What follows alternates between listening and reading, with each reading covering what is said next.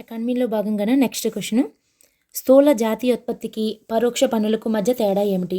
Option 1 వ్యక్తిగత ఆదాయము, option 2 వ్యయార్హ ఆదాయము, ఆప్షన్ 3 మార్కెట్ ధరల వద్ద జాతీయ ఆదాయము, ఆప్షన్ 4 ఉత్పత్తి కారకాల వ్యయం వద్ద జాతీయ ఆదాయము.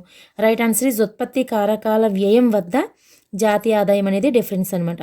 ఇక్కడ స్థూల జాతీయోత్పత్తి అంటే ఏంటి? జిఎన్పి అలాగే పరోక్ష పన్నులు అంటే ఇండైరెక్ట్ ట్యాక్సెస్. ఈ జిఎన్పికి ఇండైరెక్ట్ ట్యాక్సెస్కి మధ్య డిఫరెన్స్ అనేది ఏంటి అని అడుగుతున్నాడు.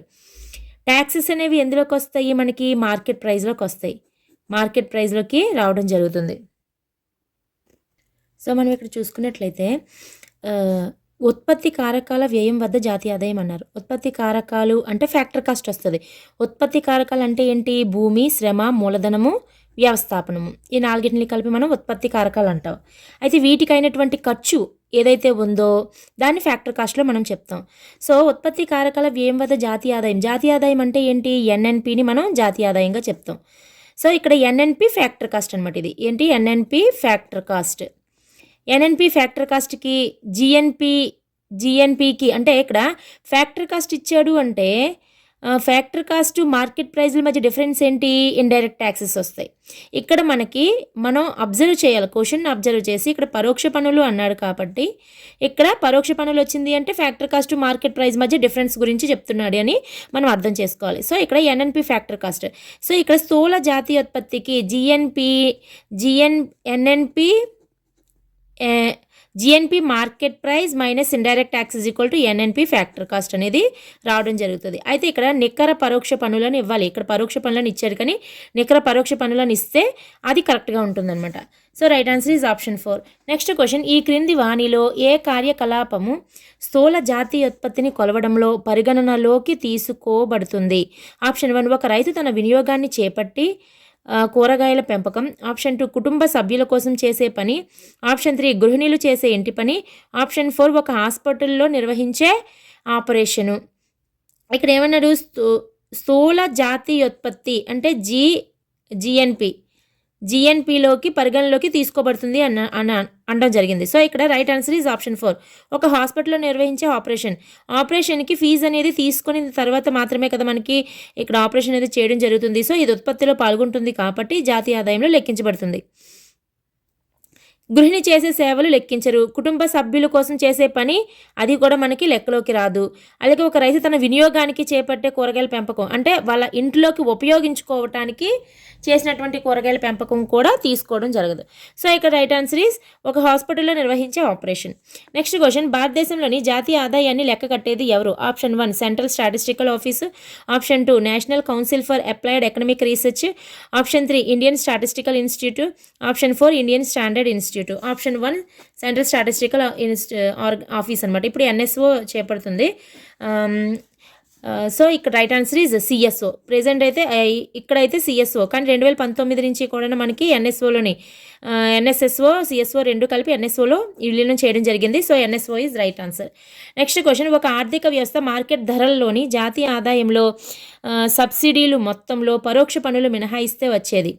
ఆప్షన్ 1 కారక వ్యయం వద్ద జాతీయ ఆదాయము, ఆప్షన్ 2 మార్కెట్ ధరల్లో జాతీయ ఆదాయము, ఆప్షన్ 3 ప్రస్తుత ధరల్లో జాతీయ ఆదాయము, ఆప్షన్ 4 నిలకడ ధరల్లో జాతీయ ఆదాయము. ఇక్కడ ఆన్సర్ ఏంటంటే ఆప్షన్ 1 కారక వ్యయం వద్ద జాతీయ ఆదాయం. ఒక ఆర్థిక వ్యవస్థ మార్కెట్ ధరల్లోని జాతీయ ఆదాయంలో జాతీయ ఆదాయం అంటే మనం ఏం తీసుకోవాలి? ఎన్ఎన్పి అని తీసుకోవాలి. మార్కెట్ ధరలు అన్నారు కాబట్టి market price, NNP market price. NNP market ప్రైస్లో సబ్సిడీలు మొత్తంలో పరోక్ష పన్నులు మినహాయిస్తే వచ్చేది. అంటే ఇప్పుడు ఇక్కడ ఫస్ట్ క్వశ్చన్ చిన్న మిస్టేక్ ఇచ్చాను కదా, ఇక్కడ కరెక్ట్గా ఇచ్చారు చూడండి.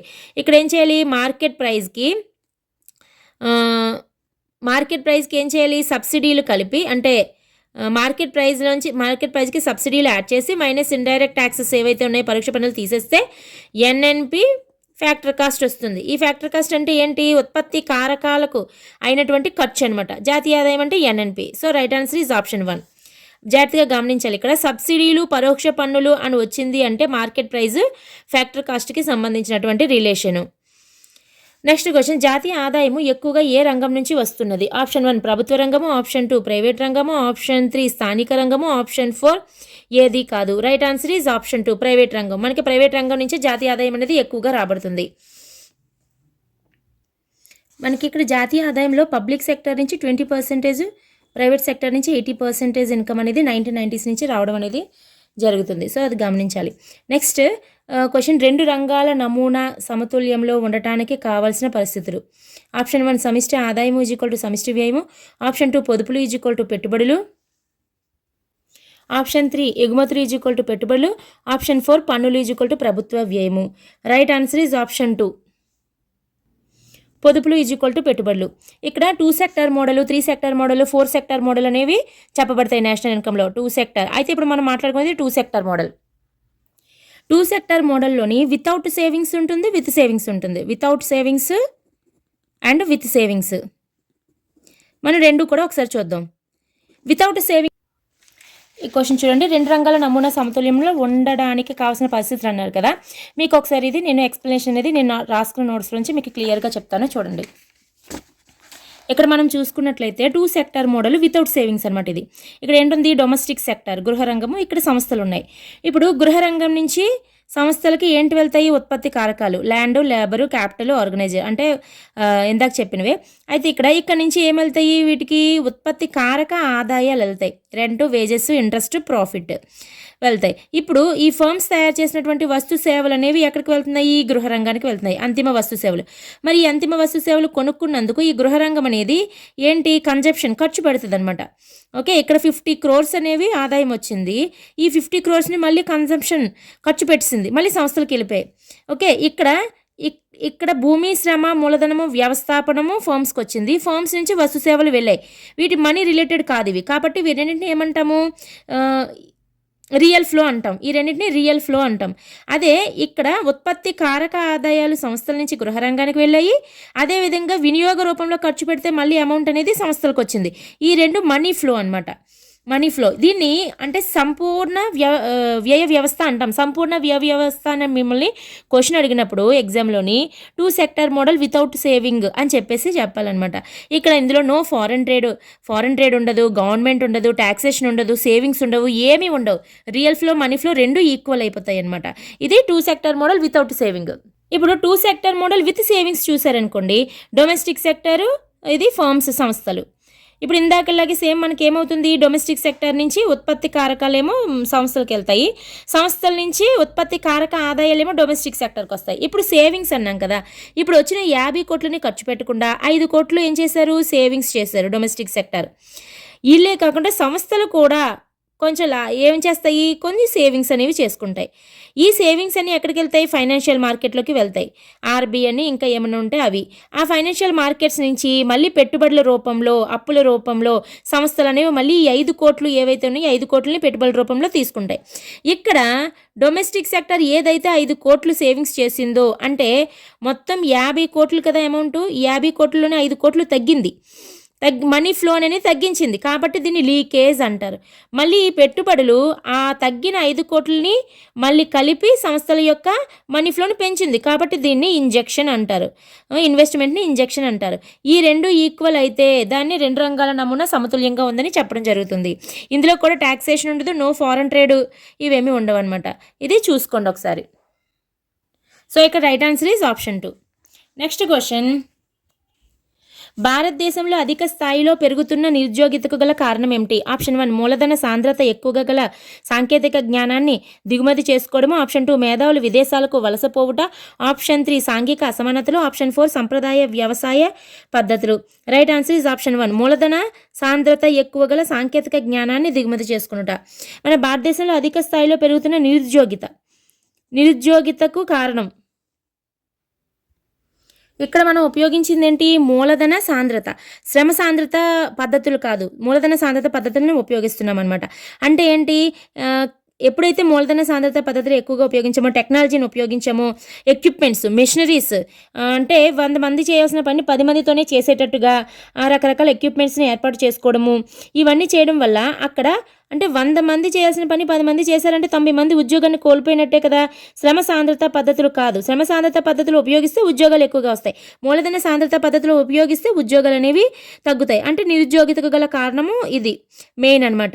సో మూలధన సాంద్రత గల ఎక్కువగా గల సాంకేతిక జ్ఞానం దిగుమతి చేసుకోవడం వల్ల మనము నిరుద్యోగిత అనేది ఉంటుంది. నెక్స్ట్ క్వశ్చన్, స్థూల జాతీయోత్పత్తి నికర పరోక్ష పన్నులకు గల తేడా.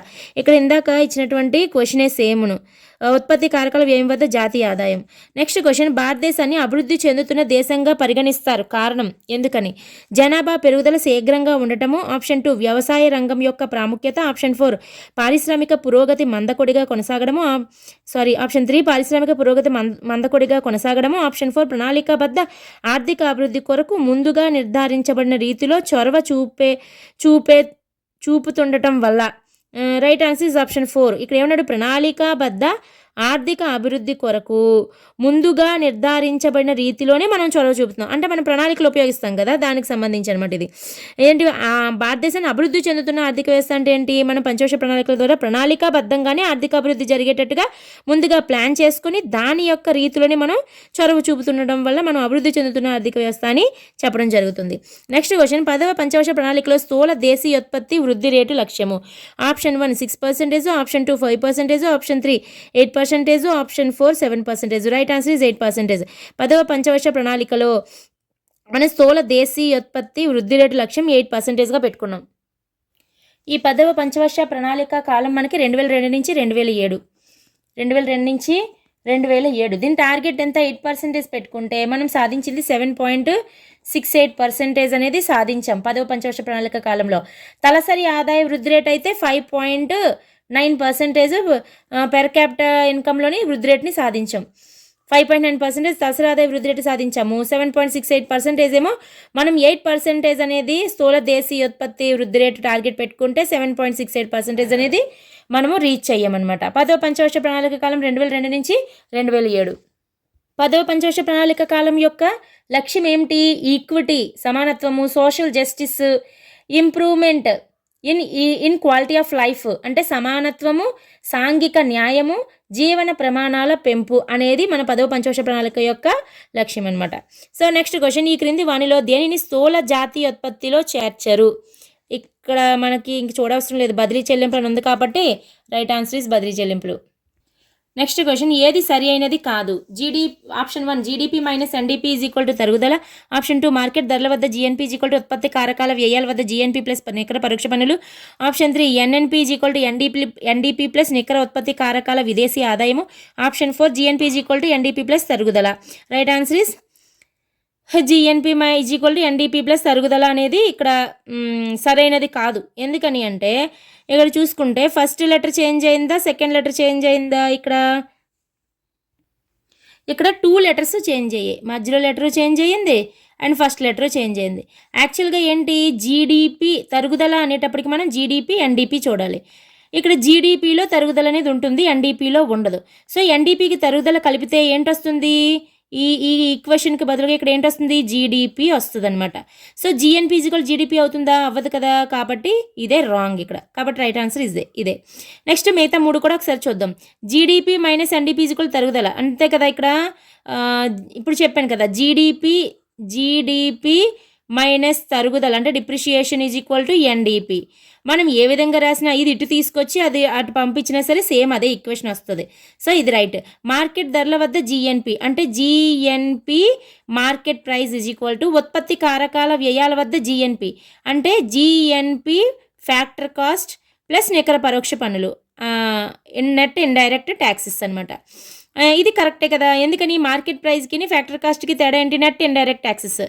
ఇప్పుడు అలా కాకుండా జీఎన్పీ ఫ్యాక్టర్ కాస్ట్ అని అడిగాడు అనుకో, is equal to GNP market price minus net indirect taxes. కానీ ఇక్కడ market price is equal to కేవలం ఉంది కాబట్టి నెట్ ఇండైరెక్ట్ ట్యాక్సెస్ని యాడ్ చేయాలి. ఇది కూడా రైటే. Next NNP is equal to NDP plus నికర ఉత్పత్తి కారకాల విదేశీ ఆదాయం. ఇక్కడ net factor income from abroad NFIA. ఇది ఎన్ఎఫ్ఐఏ అనేది మనకి ఇక్కడ ఏ లెటర్ చేంజ్ అయితే వస్తుంది? మధ్యలో లెటర్ చేంజ్ అయితే వస్తుంది అనమాట.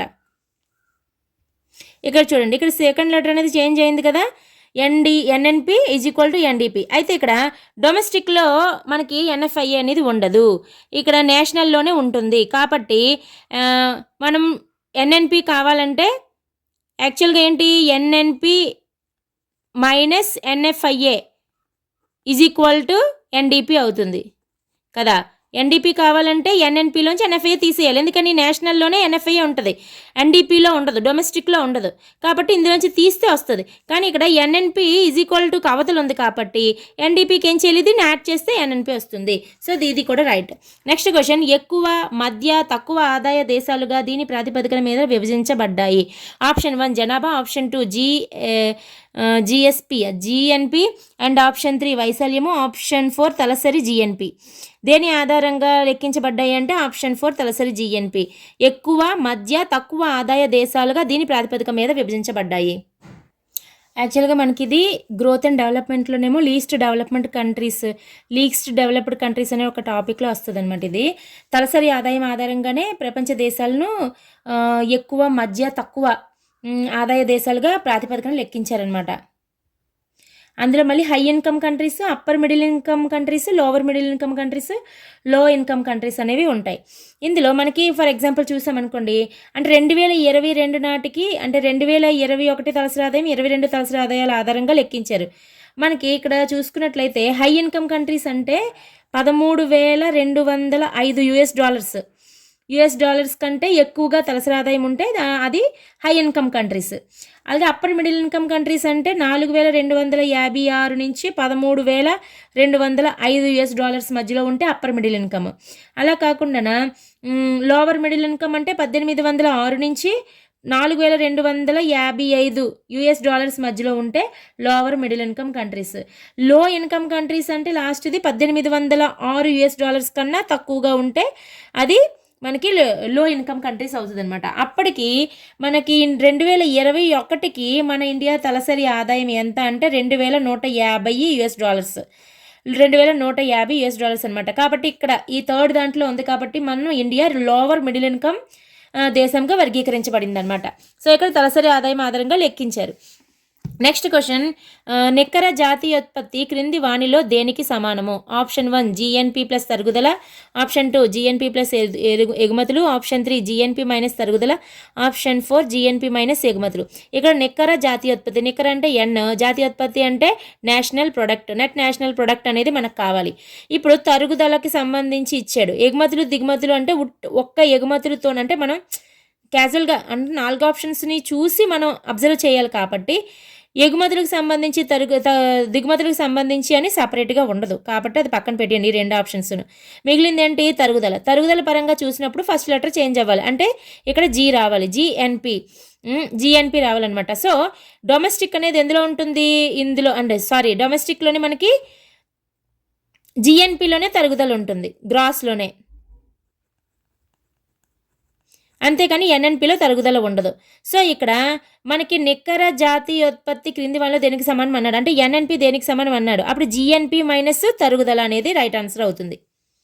నెక్స్ట్ క్వశ్చన్, ఒకవేళ జిఎన్పి 600 కోట్లు, ఎన్ఎన్పి 550 కోట్లు అయితే తరుగుదల ఎంత అన్నాడు. ఇక్కడ జిఎన్పి, ఎన్ఎన్పి. సో ఇందులో కదా తరుగుదల ఉంటుంది కాబట్టి జిఎన్పి ఎంత ఇచ్చారు, 600 కోట్లు, 600 మైనస్ డిప్రిషియేషన్ తరుగుదల ఇవ్వలేదు, ఈజ్ ఈక్వల్ టు ఎన్ఎన్పి ఎంత ఇచ్చాడు, 550 కోట్లు. సో తరుగుదల ఈజ్ ఈక్వల్ టు 600 మైనస్ 550 అంటే 50 కోట్లు. Right answer is option 1. Next question, ఈ క్రింది వన్లో సరికానిది ఏది? NNP market price is equal to GNP market price minus తరుగుదల. NNP market price is equal to NNP factor cost plus నికర పరోక్ష పన్నులు. NNP market price is equal to NDP market price plus నికర విదేశీ కారక ఆదాయం. NNP market price is equal to NNP factor cost plus పరోక్ష పన్నులు. ఇక్కడ సరికానిది ఏది అని అడిగాడు. సరికానిది ఏంటి, ఆప్షన్ 4 అనేది సరికాదు. మీకు ఒకసారి చూద్దాం. ఇక్కడ ఫస్ట్ ఆప్షన్ ఏంటి, NNP market price is equal to GNP market price minus తరుగుదల. ఇక్కడ మార్కెట్ ప్రైజే ఉంది, ఇక్కడ మార్కెట్ ప్రైజే ఉంది కాబట్టి వీటి మధ్య డిఫరెన్స్ మనం చూడవసరం లేదు. ఇక్కడ ఎన్ఎన్పి ఉంది, ఇక్కడ జిఎన్పి ఉంది. ఇక్కడ ఫస్ట్ లెటర్ అనేది చేంజ్ అయింది కదా, ఫస్ట్ లెటర్ చేంజ్ అయితే ఏంటి డిఫరెన్స్ ఉంటుంది, తరుగుదల అనేది ఎందులో ఉంటుంది, జిఎన్పిలో ఉంటుంది. మనకి ఎన్ఎన్పి కావాలి కాబట్టి జిఎన్పిలోంచి తరుగుదల తీసిస్తే ఎన్ఎన్పి వస్తుంది కాబట్టి ఇది రైట్. నెక్స్ట్ ఏంటి, NNP market price is equal to NNP factor cost plus నికర నికర పరోక్ష పన్నులు. ఇక్కడ market price, factor cost. Market price, factor cost ఇచ్చాడు అంటే ఈ రెండింటి మధ్య డిఫరెన్సే వస్తుంది. ఇక్కడ చూడండి పైన ఎన్ఎన్పి ఇచ్చాడు కాబట్టి వీటి మధ్య తేడా మనం చూడాల్సిన అవసరం లేదు. మార్కెట్ ప్రైస్కి, ఫ్యాక్టర్ కాస్ట్కి మధ్య డిఫరెన్సే మనం చూడాలి. ఈ రెండింటి మధ్య డిఫరెన్స్ ఏంటి? నికర పరోక్ష పన్నులు. నికర పరోక్ష పన్నులు అనేది ఎందులో ఉంటుంది? మార్కెట్ ప్రైస్లో ఉంటుంది. మార్కెట్ ప్రైస్లో ఇక్కడ మార్కెట్ ప్రైస్లో నికర పరోక్ష పన్నులు కాదు, పరోక్ష పన్నులు ఉంటాయి. సో పరోక్ష పన్నుల్ని తీసేసి సబ్సిడీస్ని యాడ్ చేయాలి, అది నికర పరోక్ష పన్నులు అవుతుంది. దాన్ని ఫ్యాక్టర్ కాస్ట్కి యాడ్ చేస్తే మనకి మార్కెట్ ప్రైస్ అనేది వస్తుంది. సో ఇది కూడా రైట్. నెక్స్ట్ చూడండి, NNP market price is equal to NDP market price plus నికర విదేశీ కారక ఆదాయం అంటే ఎన్ఎఫ్ఐఏ. ఇక్కడ మార్కెట్ ప్రైస్ ఈ రెండు మధ్య డిఫరెన్స్ అనేది లేదు. ఇక్కడ సెకండ్ లెటర్ చేంజ్ అయిందా, ఫస్ట్ లెటర్ చేంజ్ అయిందా? సెకండ్ లెటర్ అంటే ఏంటి డిఫరెన్స్ వస్తుంది? ఎన్ఎఫ్ఐఏ నికర విదేశీ కారక ఆదాయం, net factor income from abroad అనేది వస్తుంది. అది ఎందులో ఉంటుంది? నేషనల్లో ఉంటుంది. నేషనల్లో ఉంటుంది, అంతేకాని డొమెస్టిక్లో ఉండదు. డొమెస్టిక్లో ఉండదు కాబట్టి డొమెస్టిక్కి నికర విదేశీ కారకం ఆదాయం కలిపితే వచ్చేదే నెట్ నేషనల్ ప్రొడక్ట్ అనమాట, మార్కెట్ ప్రైస్. సో ఇది కూడా రైట్.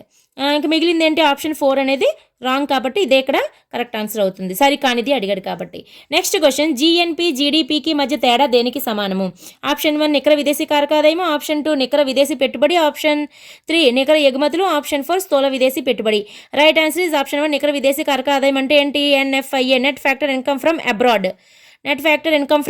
అనమాట. ఇక్కడ జిఎన్పికి జీడిపికి మీకు ఫస్ట్ లెటర్ చేంజ్ అవ్వలేదు, సెకండ్ లెటర్ చేంజ్ అయింది. సెకండ్ లెటర్ చేంజ్ అయితే ఏంటి తేడా వస్తుంది? నికర విదేశీ కారక ఆదాయం. నెక్స్ట్ క్వశ్చన్, స్థూల జాతీయోత్పత్తిలో ఈ అంశం ఉండదు. ఆప్షన్ 1 వినియోగపు ఖర్చు, ఆప్షన్ 2 పెట్టుబడి ఖర్చు, ఆప్షన్ 3 ప్రభుత్వపు ఖర్చు, ఆప్షన్ 4 విదేశీ చెల్లింపులు. రైట్ ఆన్సర్ ఇస్ విదేశీ చెల్లింపులు అనేవి స్థూల జాతీయోత్పత్తిలో ఉండవు. అంటే గ్రాస్ నేషనల్ ప్రొడక్ట్లోని స్థూల విదేశీ చెల్లింపులు ఉండవు. ఇది ఒకసారి ఆలోచించామంటే చాలా depth question and important question కూడా. ఒకసారి చూద్దాము. స్థూల జాతీయోత్పత్తిలో ఈ అంశం ఉండదన్నారు కదా, విదేశీ చెల్లింపులు అనేది ఎందుకన్నానంటే, స్థూల జాతీయోత్పత్తి అంటే జిఎన్పి ఎలా వస్తుంది అన్నప్పుడు మనకి జీడిపి ప్లస్ ఎన్ఎఫ్ఐఏ యాడ్ చేయాలి. ఎన్ఎఫ్ఐఏ సెకండ్ లెటర్ కదా చేంజ్ అయింది. సెకండ్ లెటర్ చేంజ్ అయితే ఏంటి? ఎన్ఎఫ్ఐఏ అనేది డిఫరెన్స్ వస్తుంది. అంటే జీడిపికి ఎన్ఎఫ్ఐఏ కలిపితే మనకి జిఎన్పి వస్తుంది. అయితే ఈ ఎన్ఎఫ్ఐఏ అనేది మనకి ఎలా వస్తుంది అనుకున్నప్పుడు NFIA is equal to receipts minus payments. Receipts మనకు వచ్చినవి, అందులోంచి మనం చెల్లించినవి, పేమెంట్స్ తీసివేయాలి. అంటే దేనికి సంబంధించి రిసీప్ట్స్ పేమెంట్స్ అన్నప్పుడు, రిసీప్ట్స్ అంటే మన దేశంలో ఉన్న ఉత్పత్తి కారకాలైనటువంటి భూమి అలాగా అవ్వదు, భూమి శ్రమ, మూలధనం, వ్యవస్థాపనం ఏమైతే ఉన్నాయో మన దేశానికి సంబంధించినటువంటి ఉత్పత్తి కారకాలను విదేశాలలో ఉపయోగిస్తే దానికి వచ్చిన ఆదాయము మనకి రిసీప్ట్స్ అవుతాయి. అలా కాకుండా విదేశీ ఉత్పత్తి కారకాలను అంటే వేరే దేశం యొక్క ఉత్పత్తి కారకాలను మన దేశంలో ఉపయోగిస్తే దానికి మనం చెల్లించే చెల్లింపులు పేమెంట్స్ అవుతాయి. మరి ఇప్పుడు ఇక్కడ ఎన్ఎఫ్ఐఏ రావాలంటే విదేశీ చెల్లింపుల్ని తీసేస్తున్నామా కలుపుతున్నామా? తీసేస్తున్నాము కాబట్టే ఇందులో విదేశీ చెల్లింపులు ఉండవు. ఇక్కడ చాలా డెప్త్గా క్వశ్చన్ అడిగారు. అంటే మనం ఆలోచించడానికి ఒక 5 minutes to 10 minutes టైం పట్టింది. అంటే ఈ విదేశీ చెల్లింపులు అంటే ఎందులో వచ్చింది అని ఆలోచించాలి, ఎన్ఎఫ్ఐఏలో వచ్చిందని ఐడెంటిఫై చేయాలి, ఎన్ఎఫ్ఐఏ కలిపితేనే జిఎన్పి వస్తుందని తెలుసుకున్న తర్వాతే ఇప్పుడు దీనికి ఆన్సర్ అనేది తెలుస్తుంది అనమాట. సో రైట్ ఆన్సర్ విదేశీ చెల్లింపులు. నెక్స్ట్ క్వశ్చన్, బదిలీ చెల్లింపులు కానిది ఏది? ఆప్షన్ 1 గృహిణికి చెల్లింపులు, ఆప్షన్ 2 ఇంటి సేవకుడికి ఇచ్చే చెల్లింపులు, ఆప్షన్ 3 పదవి విరమణ చేసిన వారికి పెన్షన్లు, ఆప్షన్ 4 జాతీయ రుణం పైన వడ్డీ. ఇక్కడ రైట్ ఆన్సర్ ఈజ్ ఆప్షన్ 2 ఇంటి సేవకుడికి ఇచ్చే చెల్లింపులు. బదిలీ చెల్లింపు కానిది అన్నాడు. గృహిణి సేవలు చెల్లింపులే, పదవి విరమణ పెన్షన్లు చెల్లింపులే, జాతీయ రుణంపై వడ్డీ మనం రెవెన్యూ ఎక్స్పెండిచర్లో చూపిస్తాం. ఇది మన బదిలీ చెల్లింపుల్లోకే వస్తుంది. కాబట్టి 3 బదిలీ చెల్లింపులే. ఇంటి సేవకుడికి అంటే ఇంట్లో పని మనిషి కానీ పని వాళ్ళు కానీ అంటే మెయిడ్ని పెట్టుకుంటాం కదా, వాళ్ళకి ఇచ్చే డబ్బులు మాత్రం మనకి బదిలీ చెల్లింపులు కావు. నెక్స్ట్ క్వశ్చన్, ఒక సంవత్సర కాలంలో ఉత్పాదక వనరుల యజమానులు పొందే ఆదాయం ఏంటి? ఆప్షన్ 1 స్థూల దేశీయోత్పత్తి, ఆప్షన్ 2 జాతీయ ఆదాయము, ఆప్షన్ 3 వ్యయ ఆదాయము, ఆప్షన్ 4 ప్రైవేట్ ఆదాయము. రైట్ ఆన్సర్ జాతీయ ఆదాయము. ఉత్పాదక వనరులు అంటే ఏంటి? ఉత్పత్తి కారకాలు ఏవైతే ఉన్నాయో మనకి ఉత్పత్తి కారకాలు అంటే భూమి, శ్రమ, మూలధనం, వ్యవస్థాపనం, వీటి యొక్క యజమానులు పొందే ఆదాయమే జాతీయ ఆదాయము. ఎన్ఎన్పి ఫ్యాక్టర్ కాస్ట్ని మనం జాతీయ ఆదాయం అంటాం, లేదా ఎన్ఐ నేషనల్ ఇన్కమ్ అంటాం. నెక్స్ట్ క్వశ్చన్, స్థూల జాతీయోత్పత్తి మరియు నికర జాతీయోత్పత్తి మధ్య వ్యత్యాసం దేనికి సమానము? స్థూల జాతీయోత్పత్తి, నికర జాతీయోత్పత్తి. ఆప్షన్ 1 తరుగుదల, ఆప్షన్ 2 సబ్సిడీలు, ఆప్షన్ 3 పొదుపు, ఆప్షన్ 4 పరోక్ష పన్నులు. స్థూల జాతీయోత్పత్తి అంటే GNP, నికర జాతీయోత్పత్తి అంటే NNP. ఇక్కడ ఫస్ట్ లెటర్ చేంజ్ అయిందా, సెకండ్ లెటర్, ఫస్ట్ లెటర్ అంటే ఏంటి? తరుగుదల is the right answer. Next question, క్రింది వాటిలో జాతీయ ఆదాయాన్ని మదింపు చేసేటప్పుడు కలపనిది ఏది? ఆప్షన్ 1 శాంతి భద్రతల నిర్వహణ, ఆప్షన్ 2 రక్షణ, ఆప్షన్ 3 స్మగ్లింగ్, ఆప్షన్ 4 పరిపాలన. Option 3 smuggling. ఇల్లీగల్ యాక్టివిటీస్ ఏవి కూడా మనకి జాతీయ ఆదాయంలో కలపరు. వాటిలో గుర్రపు పందాల ద్వారా వచ్చింది కానీ లాటరీ, పేకాట, జోదము, స్మగ్లింగ్, చట్ట వ్యతిరేక ఆదాయాలు ఇవన్నీ కూడా మనకి జాతీయ ఆదాయంలో రావు. So right answer is smuggling. Next question, నికర ఉత్పత్తి విలువ నుంచి ఈ క్రింది అంశాన్ని తీసివేస్తే నికర ఆర్థిక శ్రేయస్సు వస్తుంది. ఆప్షన్ 1 తరుగుదల ఖర్చులు, ఆప్షన్ 2 క్రయ విక్రయాలకు గురికాని ఉత్పత్తి విలువ, ఆప్షన్ 3 విశ్రాంతి వల్ల లభించే తృప్తి, ఆప్షన్ 4 ఆర్థిక వృద్ధి ఉత్పత్తి అయ్యే కాలుష్య ఖర్చులు. రైట్ ఆన్సర్ ఈజ్ ఆర్థిక వృద్ధి వల్ల ఉత్పత్తి అయ్యే కాలుష్య ఖర్చులు. ఇక్కడ ఏంటంటే నికర ఉత్పత్తి విలువ నుంచి ఈ క్రింది అంశాన్ని తీసివేస్తే నికర ఆర్థిక శ్రేయస్సు. యాక్చువల్గా ఏంటి, ఎకనమిక్ డెవలప్మెంట్ మనం చేస్తున్నప్పుడు దాని చుట్టుపక్కల ఎన్విరాన్మెంట్ అనేది డ్యామేజ్ అవుతుంది కొంత. చాలా రకాలుగా ఒక పరిశ్రమ స్థాపించినా లేదంటే ఒక కంపెనీ పెట్టినా దానివల్ల రిలీజ్ అయ్యే ఘన వ్యర్థాలు కానీ రకరకాల వాయువులు కానీ ఏవైనా సరే వాటి వల్ల మనకి ఎయిర్ పొల్యూషన్ జరుగుతుంది, నెక్స్ట్ సాయిల్ పొల్యూషన్ జరుగుతుంది, అండ్ వాటర్ పొల్యూషన్ కూడా జరుగుతుంది. ఇవన్నీ కూడా వేటి వల్ల? ఈ రకరకాలైనటువంటి ఇండస్ట్రీస్ వల్ల, ప్రాజెక్ట్స్ వల్ల మనకి కలుగుతున్నాయి. అయితే మనము ఆ ప్రాజెక్ట్స్, ఆ ఇండస్ట్రీస్ వల్ల వచ్చినటువంటి ఆదాయము జాతీయ ఆదాయంలో ఎక్కువగా పెరిగిందని చూపిస్తాము, కానీ దానివల్ల ఎన్విరాన్మెంట్ అనేది ఎంత డ్యామేజ్ అయింది అనేది మనం అసలు ఐడెంటిఫై కూడా చేయం. అంటే ఎంత ఎన్విరాన్మెంటల్ డ్యామేజ్ అయింది, దాని యొక్క వాల్యూ ఎంత. ఓకే, ఈ ప్రాజెక్ట్ వల్ల జాతీయ ఆదాయం ఒక 100 కోట్లు పెరిగిందనుకోండి, ఆ ప్రాజెక్ట్ వల్ల ఎన్విరాన్మెంటల్ డ్యామేజ్ అనేది ఎంత అయింది, దానివల్ల నష్టం ఎంత, ఒక 80 కోట్లు అనుకోండి. అప్పుడు జాతీయ ఆదాయం 20 కోట్లు పెరిగినట్టే కానీ 100 కోట్లు పెరిగినట్టు కాదు. కానీ మనం అలా లెక్కించాం, ఆ 100 కోట్లు ఏవైతే పెరిగిందో అది మొత్తం కూడా జాతీయ ఆదాయంలో లెక్కలోకి వస్తుందన్నమాట. సో ఇక్కడ ఏమంటే ఆర్థిక శ్రేయస్సు రావాలి అంటే మనం ఏం చేయాలి? ఆర్థిక వృద్ధి ఉత్పత్తి అయ్యే కాలుష్య ఖర్చులు, మనం ఏవైతే పొల్యూషన్స్ క్రియేట్ చేస్తున్నామో ఆ ఖర్చులు తీసేస్తేనే అస్సలు శ్రేయస్సు అనేది మనకు తెలుస్తుంది. మనం నిజంగా ఎంతవరకు శ్రేయస్సులో ఉన్నామనేది తెలుస్తుంది అనమాట. కానీ అది మనకి దీనికోసం వచ్చింది ఎన్విరాన్మెంటల్ ఇంపాక్ట్ అసెస్మెంట్ అనేది. దీని ద్వారా అనుమతులు పొందిన తరువాతనే అవన్నీ కూడా ప్రాజెక్టులు, ఇండస్ట్రీస్ అవి పెట్టడం అనేది జరుగుతుంది. సో నెక్స్ట్ క్వశ్చన్, నికర జాతీయోత్పత్తిలో చేరనిది. నికర జాతీయోత్పత్తి అంటే నెట్ నేషనల్ ప్రొడక్ట్. ఇందులో ఏది ఉండదు అని చెప్తున్నారు. ఆప్షన్ 1 పరోక్ష వ్యాపార పన్నులు, ఆప్షన్ 2 కార్పొరేట్ ఆదాయం పన్నులు, ఆప్షన్ 3 తరుగుదల ఛార్జీలు, ఆప్షన్ 4 ఇంటి యజమానులు యొక్క అద్దె విలువలు. ఆప్షన్ 3 రైట్ ఆన్సర్ తరుగుదల ఛార్జీలు. తరుగుదల అనేది ఇక్కడ ఎన్ఎన్పి అనేది మనకి జాతీయ ఆదాయంగా చెప్తాం. అది ఎన్ఎన్పిని ఎందులో చెప్తాం? జాతీయ ఆదాయంలో. ఎన్ఎన్పి ఇప్పుడు జీడిపి ఏదైతే ఉందో, సారీ జీడిపి కావచ్చు, అది జిఎన్పి కావచ్చు. ఇప్పుడు మనం ఇక్కడ ఎన్ఎన్పి ఉంది కాబట్టి నేను జిఎన్పి తీసుకుంటున్నాను. జిఎన్పి తీసుకున్నప్పుడు జిఎన్పిలోంచి డిప్రిషియేషన్ తీసేస్తేనే ఎన్ఎన్పి వస్తుంది. డిప్రిషియేషన్ తీసేస్తేనే ఇక్కడున్న ఆప్షన్స్ని బట్టి నేను తీసుకుంటున్నాను అనమాట. సో ఇక్కడ డిప్రిషియేషన్ తీసేయాలి అంటే ఇక్కడ ఏంటి, తరుగుదల లేకుండా ఉంటేనే ఎన్ఎన్పి వస్తుంది. సో ఇక్కడ రైట్ ఆన్సర్ ఇస్ తరుగుదల. నెక్స్ట్ క్వశ్చన్, దేశీయ ఉత్పత్తి అనేది ఆప్షన్ 1 దేశీయ భూభాగంలో నివసించే దేశ వ్యక్తుల చేత చేయబడిన ఉత్పత్తి, ఆప్షన్ 2 దేశీయ భూభాగంలో నివసించే వ్యక్తులు మరియు ఇతరులు చేసేది, ఆప్షన్ 3 దేశీయ భూభాగం చేసినది లోపల మరియు వెలుపల నివసిస్తున్న వారు చేసిన ఉత్పత్తి, ఆప్షన్ 4 దేశీయ భూభాగం లోపల ముందు ఇతర భూభాగంలో నివసించే వారు కూడా చేసినది ఇచ్చాడు. Right answer is option 2. Option 2 దేశీయ ఉత్పత్తి అంటే దేశీయ భూభాగంలో నివసించే వ్యక్తులు మరియు ఇతర వ్యక్తులు కూడా. అంటే మనకి ఇక్కడ దేశీయ ఉత్పత్తి అంటే మనకి దేశీయ ఉత్పత్తిలోని జీడిపి కనుక తీసుకుంటే జీడిపిలోని ఇండియా యొక్క సరిహద్దులు చూస్తారు తప్ప ఆ బౌండరీస్ లోపల ఉన్న వాళ్ళు మన దేశీయుల విదేశీయుల అనేది చూడరు. ఇండియాలో ఉన్న ప్రతి వ్యక్తి ప్రతి వ్యక్తిని కౌంటింగ్ చేస్తారనమాట. అంటే ఇక్కడ నివసించే వ్యక్తులు, ఇతరులు అందరూ కూడా, విదేశీయులు కూడా వాళ్ళు చేసినటువంటి ఉత్పత్తి మొత్తము దేశీయ ఉత్పత్తిలోకి వస్తుంది. అదే జీఎన్పి అంటే అప్పుడు మన భారతీయులు మాత్రమే వస్తారు. అది ఇండియా అవ్వచ్చు, వేరే దేశంలో ఉన్న వాళ్ళైనా అవ్వచ్చు, కానీ మన భారతీయులు మాత్రమే లెక్కలోకి తీసుకుంటారు. కానీ జీడిపి అన్నప్పుడు, దేశీయోత్పత్తి అన్నప్పుడు ఆ దేశం లోపల అంటే బౌండరీని లెక్కగా తీసుకుంటారు. సరిహద్దు లోపల ఎవరైతే ఉన్నారో వాళ్ళందరూ వస్తారు. అది దేశీయులు కావచ్చు, విదేశీయులు కావచ్చు. So right answer is option 2. Next question, market ధరల ప్రకారము ఎన్డీపీకి ఇది సమానము. ఆప్షన్ 1 జీఎన్పీ నుండి మూలధన వినియోగంను తీసివేయగా. ఆప్షన్ 2 జీఎన్పీ నుంచి విదేశీ నికర ఆదాయం తీసివేయగా. ఆప్షన్ 3 జీడిపి నుంచి మూలధన వినియోగం తీసివేయగా. ఆప్షన్ 4 జీడిపికి విదేశీ నికర ఆదాయమును కలుపగా. ఇక్కడ ఎన్డీపీకి ఇది సమానమని అడిగాడు కదా. So right answer is GDP నుంచి మూలధన వినియోగం తీసివేయగా. ఇక్కడ ఎన్డీపీ అన్నాడు. ఎన్డీపీ రావాలి అంటే ఇక్కడ ఒకవేళ ఫర్ ఎగ్జాంపుల్ ఇక్కడ ఫస్ట్ ఆప్షన్ తీసుకుందాం. ఫస్ట్ ఆప్షన్ తీసుకున్నప్పుడు ఏంటి ఇచ్చాడు? ఇక్కడ జీఎన్పి ఇచ్చాడు. ఇక్కడ మూలధన వినియోగము అంటే ఇది డిప్రిషియేషన్, తరుగుదల వచ్చింది అంటే ఫస్ట్ లెటర్ చేంజ్ అవ్వాలి. ఇక్కడ ఫస్ట్ లెటర్ చేంజ్ అయింది, రెండో లెటర్ చేంజ్ అయింది, కాబట్టి ఇది అవ్వదు, దీన్ని వదిలేయండి. నెక్స్ట్ జీఎన్పి నుంచి విదేశీయుల నికర ఆదాయంను తీసివేయగా. ఇంకా ఇక్కడ అన్నాడు జీఎన్పి అన్నాడు, ఇక్కడ ఎన్ఎఫ్ఐఏ గురించి చెప్పాడు. ఇక్కడ సెకండ్ లెటర్ చేంజ్ అవ్వాలి, సెకండ్ లెటర్ మాత్రమే చేంజ్ అవ్వాలి. ఎన్ఎఫ్ఐఏ గురించి చెప్పాలి అంటే ఎన్ఎఫ్ఐఏ మనం తీసుకున్నాము అంటే ఇక్కడ మనకి ఇచ్చింది ఎన్డీపీ, ఇక్కడ ఏంటి రావాలి? అప్పుడు ఎన్ఎన్పి రావాలి. ఎన్ఎన్పి వస్తే అప్పుడు మనం ఎన్ఎఫ్ఐఏ గురించి మాట్లాడగలము, కానీ ఇక్కడ ఎన్డీపీ వచ్చింది.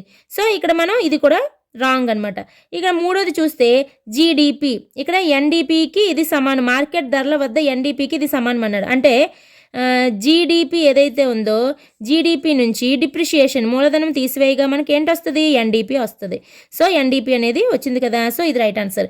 నెక్స్ట్ చూద్దాం, జీడిపికి విదేశీ నికర ఆదాయంను కలుపుట. అంటే జీడిపికి నికర విదేశీ ఆదాయం అంటే ఎన్ఎఫ్ఐఏ కలిపామనుకో, ఎన్ఎఫ్ఐఏ కలిపితే ఏంటి వస్తుంది? ఎన్ఎఫ్ఐ అంటే మధ్య లెటరే చేంజ్ అవ్వాలి, అప్పుడు జీఎన్పి వస్తుంది.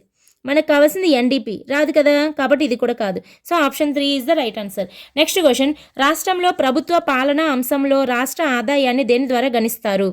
Option 1 industrial origin method, option 2 net output method, option 3 distributed share method, option 4 income disposal method. Right answer is distributed share method. రాష్ట్ర ప్రభుత్వ పాలనా అంశంలో రాష్ట్ర ఆదాయాన్ని, మన స్టేట్ గవర్నమెంట్ యొక్క ఆదాయాన్ని దేని ద్వారా గణిస్తారు అన్నప్పుడు డిస్ట్రిబ్యూటెడ్ షేర్ మెథడ్లో గణిస్తారు. ఇక్కడ మనం చూసుకుంటే రాష్ట్ర ఆదాయాన్ని అన్నారు కదా, ఇక్కడ ఇండస్ట్రియల్ ఒరిజిన్ మెథడ్ అన్న నెట్ అవుట్పుట్ మెథడ్ అన్న రెండు కూడా ఉత్పత్తి మదింపు పద్ధతులే. ఉత్పత్తి మదింపు పద్ధతులకు ఉన్న పేర్లే ఇవి: industrial origin method and net output method, product method and value added method, ఇవన్నీ కూడా ఉత్పత్తి మదింపు పద్ధతులు. ఇన్కమ్ డిస్పోజల్ మెథడ్ అనేది మనకి వ్యయ మదింపు పద్ధతి. ఇది ఎందులోకి వస్తుంది? వ్యయ మదింపు పద్ధతిలోకి వస్తుంది అనమాట. ఇంకొకటి ఏంటి? కన్జంప్షన్ ఇన్వెస్ట్మెంట్ మెథడ్ కూడా. ఇన్కమ్ డిస్పోజబుల్ మెథడ్ అన్న, కన్జంప్షన్ ఇన్వెస్ట్మెంట్ మెథడ్ అన్న వ్యయ మదింపు పద్ధతి. మిగిలింది ఇది distributed share method and income paid method. Income disposal అయితే వ్యయ, అలా కాకుండా income paid method, factory payment method, ఇవన్నీ కూడా ఆదాయ మదింపు పద్ధతి.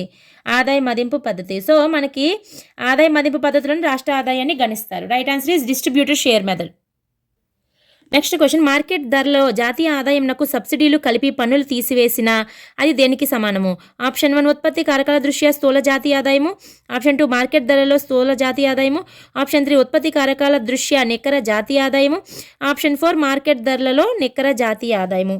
మనకి రైట్ ఆన్సర్ ఈజ్ ఆప్షన్ 1. ఇక్కడ ఏమన్నాడు? మార్కెట్ ధరలలో జాతీయ ఆదాయం అంటే ఎన్ఎన్పి మార్కెట్ ప్రైజ్ నకు సబ్సిడీలు కలిపి పన్నులు తీసివేస్తే ఏంటి వస్తుంది? మనకి ఫ్యాక్టరీ కాస్ట్ వస్తుంది. మనం ఆల్రెడీ ఇంతకుముందు మాట్లాడుకున్నాం కదా. సో ఉత్పత్తి కారకాల దృష్ట్యా జాతీయ ఆదాయం వస్తుంది. అంటే ఇక్కడ జాతీయ ఆదాయం అంటే ఇక్కడ ఏం తీసుకున్నట్టు? ఎన్ఎన్పి కాకుండా జీఎన్పిని పరిగణించాడనమాట. ఇక్కడ చూడండి, ఇక్కడ రైట్ ఆన్సర్ ఈజ్ ఆప్షన్ 3. ఇక్కడ ఆన్సర్ ఇది ఇచ్చాడు, కానీ ఇక్కడ ఇది కరెక్ట్ కాదు. ఇది రైట్ ఆన్సర్ అవుతుంది. ఎందుకంటే మార్కెట్ ధరలో జాతీయ ఆదాయము ఎన్ఎన్పి మార్కెట్ ప్రైస్, దీనికి సబ్సిడీలు కలిపి పన్నులు తీసేస్తే మనకి ఏంటి వస్తుంది? ఎన్ఎన్పి ఫ్యాక్టర్ కాస్ట్ వస్తుంది. ఎన్ఎన్పి ఫ్యాక్టర్ కాస్ట్ అంటే ఏంటి? ఉత్పత్తి కారకాల దృష్ట్యా నికర జాతీయ ఆదాయం అంటే ఎన్ఎన్పి, అంటే ఉత్పత్తి కారకాల దృష్ట్యా అంటే factor cost. So this is the right answer. Next